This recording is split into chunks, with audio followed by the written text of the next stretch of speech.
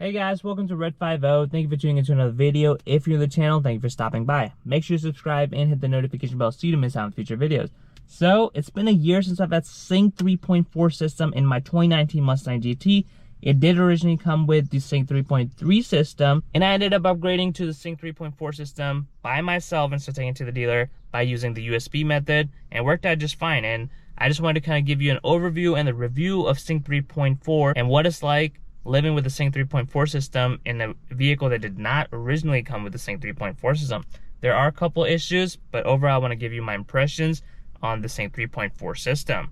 Now here's the screen of my Sync 3.4 system. We'll cover the basics in a little bit, but I want to show you that I am on Sync 3.4 system. So if I go in settings, I'm going to go into general,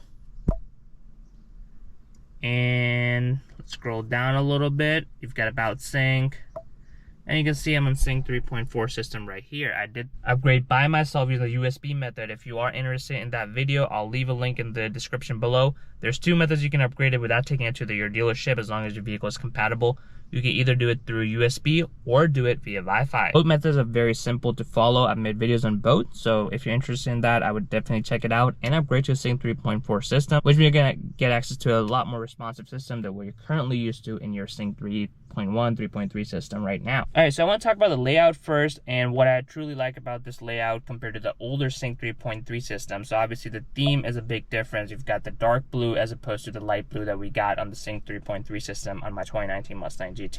All right, in terms of the new features, you don't get a bunch of new features because still a Sync 3 system. So the benefit you get by upgrading to Sync 3.4 system, you get a little bit more responsiveness out of your system, and it's gonna obviously have a newer look to it, which I kind of like than the previous blue on the Sync 3.3 system, which was a little too bright for my taste. And of course, you've got the standard tabs here. We've got audio, climate, phone, navigation, if your vehicle is obviously equipped with it, apps, and settings. So overall, that's been pretty standard. Nothing has changed, like I said, in terms of new additional features. I do like how it's been a little bit more responsive than the Sync 3.3. So if I switch between the tabs, it's definitely a lot more snappier than what it used to be. So like go to climate, audio, apps, settings, like it's very smooth. And even if I'm going through the tiles, it's pretty smooth. And even if I want to go to navigation, when you're kind of zooming in and zooming out, it's a lot more responsive than with the Sync 3.3 system. So I'm a navigation tab, just a random place basically, and if I'm just kind of,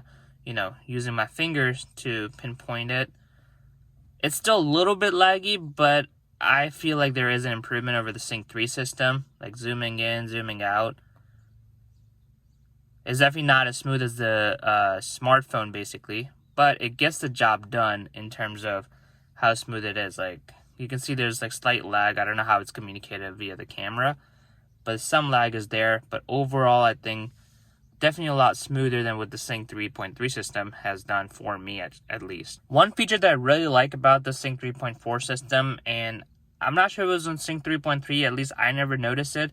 If you go on the climate tab, it gives you the option for the heated steering wheel. Before that, you had to go on the home tab and click it from there, and there was no way to, do it from this digital dash either.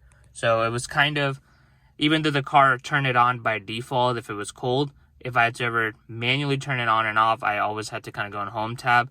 But here it's under settings, or the climate settings. You've got a button for that right now.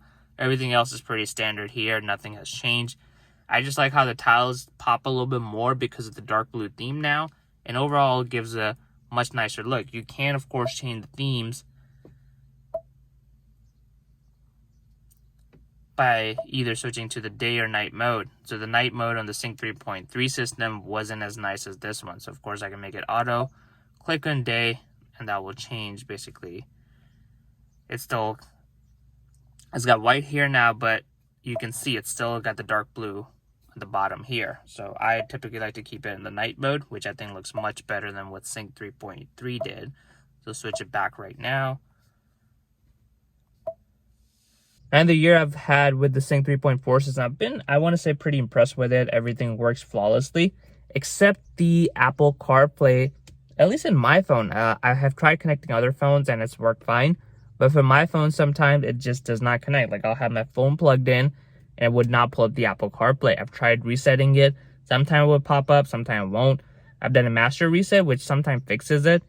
but the problem seems to persist here and there. So maybe I will take it to my dealership and see if they can figure it out why it's acting up, because I don't think it's a bad connection, because it charges my phone just fine. If I use someone else's phone, it pulls up CarPlay without any problem. So maybe it's just my phone, even though it's a pretty latest phone. I don't know why it would do that, but it's worth looking into that. But overall, Sync 3.4 has been a great experience for me. I really love the responsiveness of the system. I don't think the Sync 3.3 system was very laggy to begin with, but you can notice slight improvements in the Sync 3.4 system. So if you are stuck on Sync 3.3 system or an older system, I would highly recommend checking out the videos in the link below to be able to upgrade the Sync 3.4 system to get you a little bit more responsiveness out of the system. And if you do have a heated steering wheel, you're going to have access to it in the climate there. I'm curious though, depending on what car you have, you may have some additional features like the heated steering wheel. Obviously, if you did not have a car with the heated steering wheel, I wouldn't have known. So maybe there are features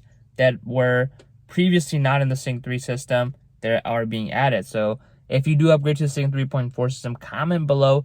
I kind of want to know what features you have seen personally on your Ford vehicle that I don't currently have. Well guys, I hope you enjoyed this video of my 1 year with the Sync 3.4 system. Overall, I'm really happy I did the upgrade by myself. It went pretty smoothly, works out really nicely. CarPlay issue, you have to figure it out, but I think in terms of responsiveness, it was a very good trade-off. Comment below what sync system you're running, and if you're planning on upgrading to Sync 3.4 system, if your vehicle is eligible, of course.